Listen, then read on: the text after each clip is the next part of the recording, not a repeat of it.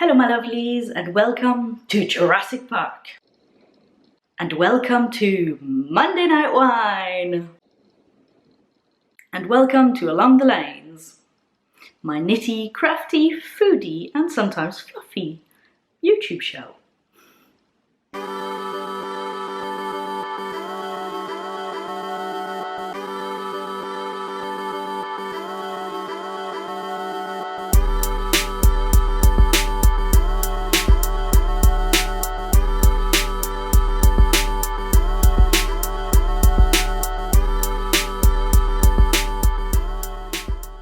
So yet another week has passed and it's been a great week. Got lots of work done, got lots of lovely stuff done. Not a huge amount of knitting done, but I've still got quite a lot to show you.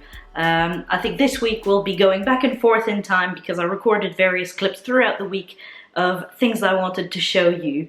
And I've also got choking on my wine. So tonight I am again recording in the kitchen because I'm going to be making something nice for dinner. It's been a very windy past few days.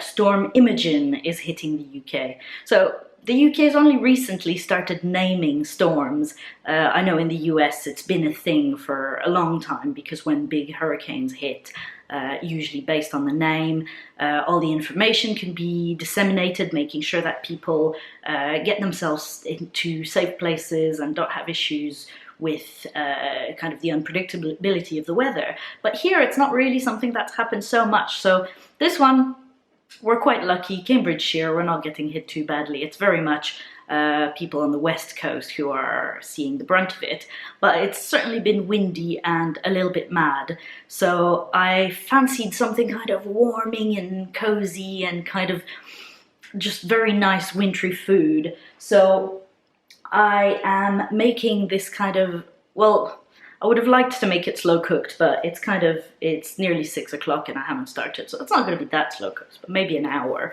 It's a Mexican inspired dish using pinto beans, using ham, onions, and just kind of slow cooking that with tomatoes and making kind of a nice big warming dish and then serving that with some rice. So I think that's just going to be delicious. And I figure I might as well get started now, right after I change the battery on this. Scarf's coming off, I mean business. I do tend to wing it quite a bit when I'm cooking, so I'll show you where my thinking is at so far, and I'll tell you what adaptation I make as I go. Looks like I've got company.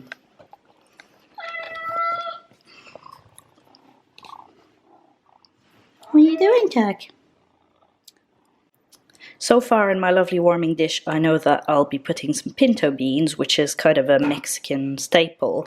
That's the same beans they use for making refried beans, but in this case I'll leave them whole. They're already cooked and ready to be heated back up, so it shouldn't take much more than an hour to kind of get this all feeling nice. Some chopped tomatoes. This is salt that we smoked. Hello, happy face. It's salt that we smoked when we did our first experiment with cold smoking, and this is smoked garlic, which we also put on the smoker, but I feel like this could have had, you know, twice as much smoking and still have not quite fully permeated with flavor. And then some red onions and possibly a little boost with some barbecue sauce.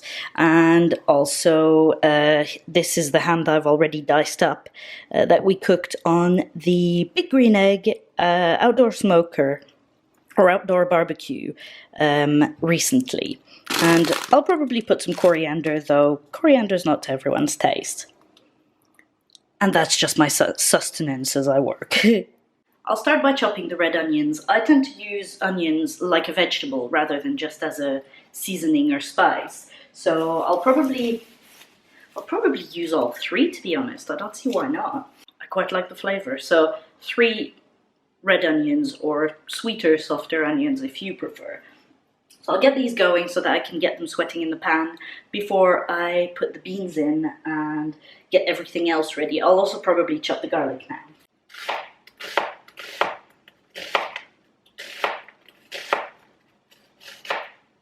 Alright, they might not be that mild because I've cut 2 and my eyes sting like crazy. So I think I'll go with 2 onions, that's probably enough. And I think what I'll do is I'll dig out some butternut squash. Do you remember before Christmas I made a chili and posted the recipe? I'll go and dig out some of the leftover butternut squash. It was quite a large squash, so I didn't put the whole thing in. And I think I'll put just a little bit of butternut squash, which should make the whole thing kind of thicken quite nicely, and just also have a little bit more vegetables, so that should be good. So it's currently in the freezer, but what I did is I pre-cubed it, so I should be able to kind of hack off just a few pieces to put in. It turns out that it's actually pumpkin rather than butternut squash. I had used the whole butternut squash, so I think I should be able to get a few pieces of pumpkin, which is, you know, it's another squash. It's very, very similar. So it'll add a little bit of sweetness, a little bit of nice vegetable thickness.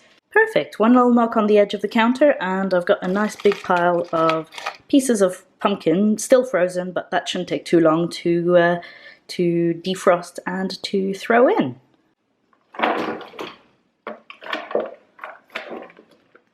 The onions are now softening a little bit. I have chopped the garlic, I rinsed the pinto beans, and everything else is pretty much ready to get thrown in as soon as the onions are a little bit more cooked. I think we're doing great. I've now thrown everything in the pan, so the ham, the pinto beans, the garlic, the pumpkin, and the garlic.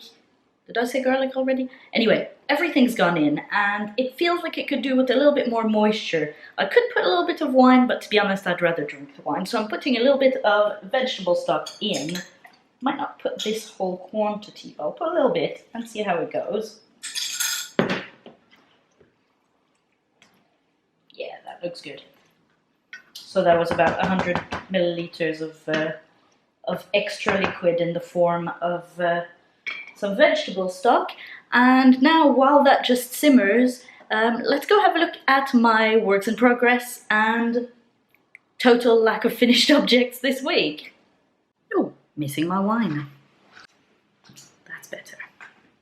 I mentioned on Instagram earlier this week that I'm getting very, very close to 2,000 subscribers to Along the Lanes.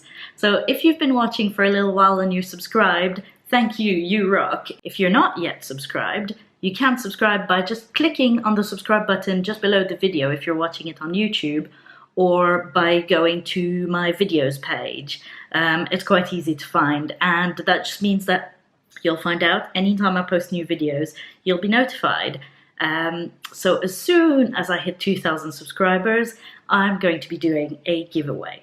And a few of the kind, wonderful, beautiful, lovely people who are giving stuff that I'll then be able to give on to you have already sent it to me.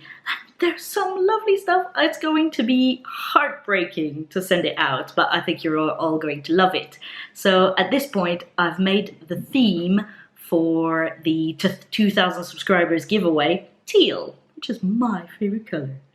I have already some yarn that I can't wait to show you, but I'm going to wait till I have a few more things. And I'm going to have some stitch markers from my favorite stitch marker maker and some other bits that I'll also show you later. I have had so much fun creating these videos, and you've been just so lovely and so cool and so creative that hopefully 2,000 is only the beginning. So here's to 2,000 and then some subscribers. I also can't believe that I completely forgot to mention last week that I have booked tickets to go to the Edinburgh Yarn Festival. So I've never been to Edinburgh before. I've obviously never been to the Edinburgh Yarn Festival. I've heard such amazing things about it. I'll be attending with 2 very cool ladies. My mum and my aunt from Canada are both joining me, so it should be really good fun. I think they'll be doing some touristy stuff while I'll probably hang around the Edinburgh Yarn Festival mostly. So if you're attending, please let me know. I would love to meet you.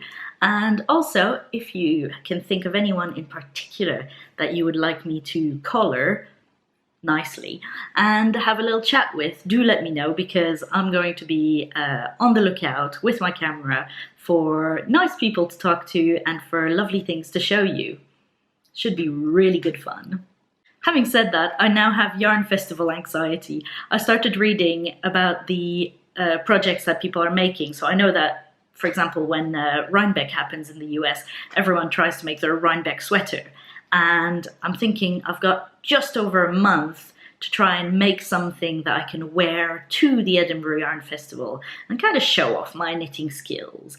Of course, I'll take my Hito Fude, which I love, which I haven't worn that much this winter because obviously it's been very cold, but I'm hoping to finish my Gemini. So I'll show you my Gemini. It has turned out to be quite a nice and pleasant thing to work on because I'm now just in the slight increases for my big hips, increases down to the bottom. However, there is one way I would describe this project. I would say it's business at the front, party at the back, a bit like a mullet from the 90s. So the colors have turned out to be a lot whiter on the front. The Gemini is intended to be worn either front or back. It's interchangeable. But on one side, it's got quite a lot of color, and on the other side, it really doesn't have that much. So currently, I'm working with 2 strands, but it's actually the 2 ends of the same ball, which I have in here. So until recently, I was working with 2 different balls and the 2 ends of this one, so it made for 3 strands. The reason I'm now working on both ends of this is I don't think this will take me to the bottom, but it'll probably take me to a suitable point to start a bottom edging. I can't remember what the edging is supposed to be for the Gemini, but I think I'll just do a kind of garter stitch edging. And this ball doesn't have a whole lot of color, which means it's kind of predictable for the rest of this side that has less color. And I might just keep it that way because if I pick one of the other skeins, they are a little bit like these ones, a little bit inconsistent. So a lot of color in one chunk and no color in the other chunk. And it would look a little bit odd if all of a sudden, it was big color again. While if it's the edging and the edging is very colorful, well, then so be it. I can pretend that it was planned that way. So I think it'll be nice to wear. It'll be a little bit odd pooling, but I've made loads of progress on it and nearly done with this project. So that's coming to Edinburgh Yarn Festival with me. I'm just going to check up on the food because it smells fantastic, but it just needs a bit of attention. In the meantime, I'm sending you back in time to Wednesday, where I recorded a little bit just before knit night and during knit night, which I hope you'll enjoy. Back in a bit. So I'm in the kitchen just getting dinner ready before I head off to knit night at our local pub, and while stuff's in the oven and stuff's cooking, I had a look at the Battle Against Boring Finished Objects thread, and I just got so excited, and I'm so proud of people participating. So this user, Mirj, M-I-R-J, she's the first one to post in the Battle Against Boring thread, and she says that her and her daughter went to a not only a baking class, but a cake decorating class, and she's made an absolutely beautiful cake, flowers on it, it looks great, and my first reaction was, I'm so proud of you, and this is a complete stranger, somebody I've never talked to before, somebody I've never met, and I think this is why I love social networks so much. That's why I love that we can talk to each other about knitting when the people immediately around us kind of think we're a bit crazy. You know, in the past, before social networks, you might have been limited by what people in your community, in your immediate neighborhood liked, which is why so many artists, painters, writers would have been completely ostracized and kind of left aside by their community because their interests and their passions were so different to everyone else's. So Congratulations on that fantastically decorated cake. I love the one your daughter made as well. And keep posting in that battle against boring thread. This is going to be fantastic, watching everyone challenge themselves. I think my food's ready.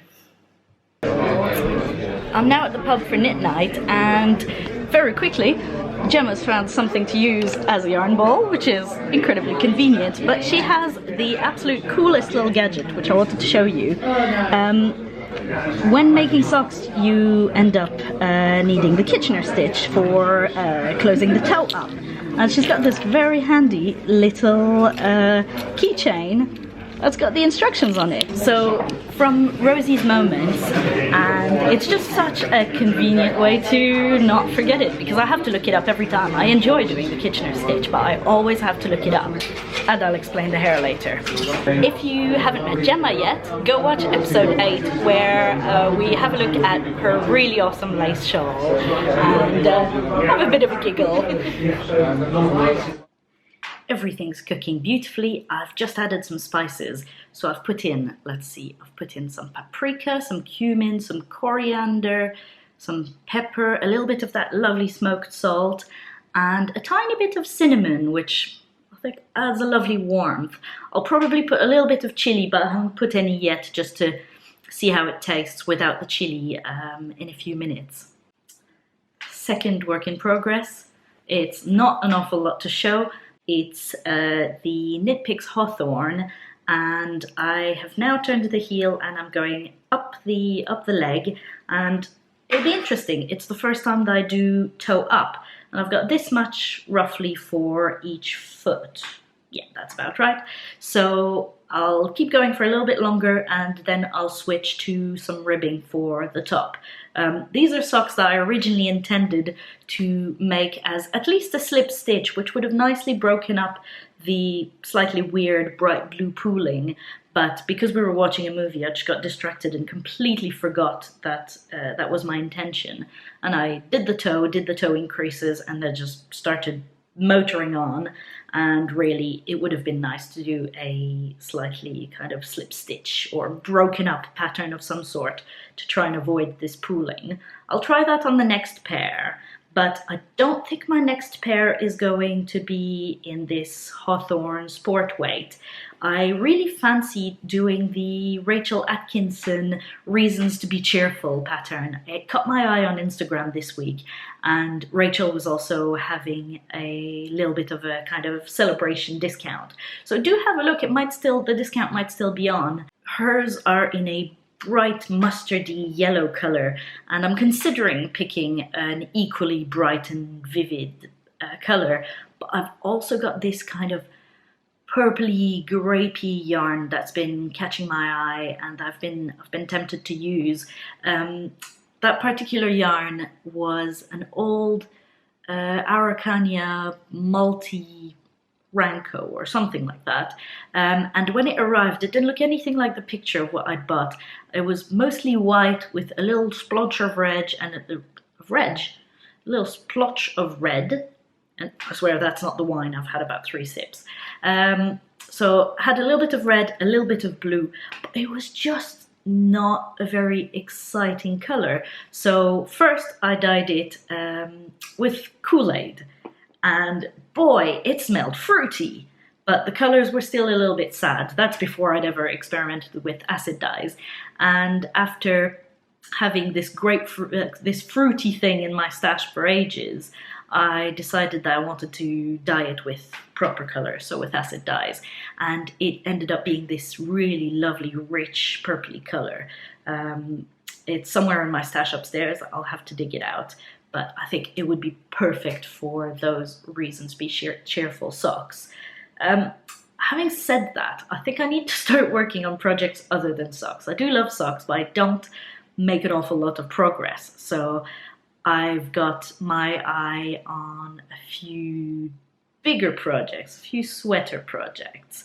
I'll have to see if I have all the right things to make the Nikka Vord, which is from the Gudrun Johnson Shetland Trader. It's gorgeous, and somebody recently made it out of Skin Queen Voluptuous and shared it on Ravelry, and it just looks fantastic, and it's great to see that it worked well in that yarn. So it's just a case of kind of matching my neutral yarn, which would be for the body, with the various colors that I could use for the yoke.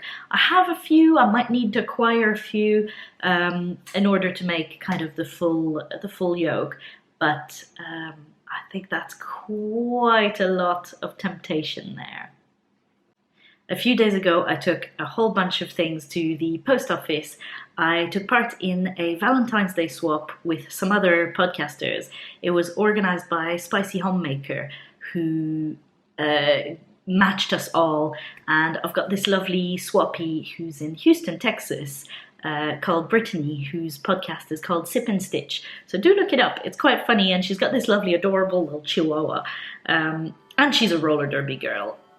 That's so cool. I've sent her parcel that's winging its way to Texas now.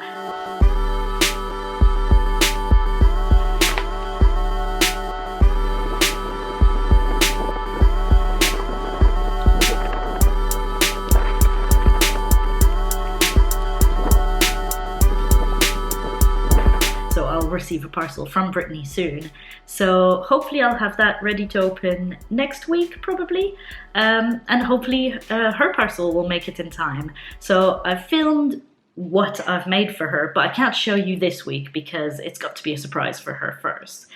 One other thing we did this week, let me show you. It doesn't look like much, but it tastes amazing. We made some homemade beef jerky. That takes about a day and a half, so you need to marinate it from the day before, and then it takes roughly a day to dry in the dehydrator. So that's another recipe I could show you if you're interested. It's a nice snack, and it's actually quite a cheap cut of meat, so it's not a costly thing to get from the butchers. And we've been doing it for almost a year now. We've been making beef jerky every so often. And every time we take it to a party or give it to friends, it just disappears so quickly because it's so delicious. So it's getting thicker and all lovely. So I'm going to get some rice going, and then I'll serve it up. Just this and some rice and possibly a little bit of grated cheese for a treat. And that'll be our lovely dinner. So that's it for now. Thanks for hanging out, and be sure to subscribe, thumbs up, and I'll see you soon. Bye-bye!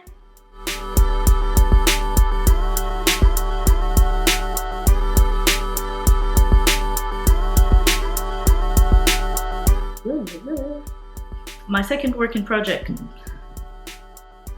Words.